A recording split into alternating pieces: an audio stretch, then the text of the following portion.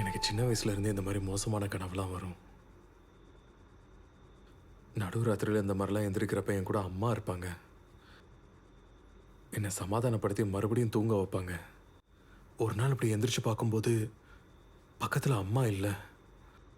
யார்கிட்டையும் சொல்லலையே தவிர எனக்கு ரொம்ப பயமா இருக்கும். வளர வளர அந்த பயம் கோவமா மாறுச்சு.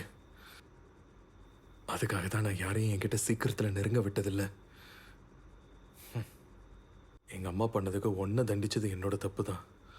என்னை மன்னிச்சிரு. பரவாயில்லங்க.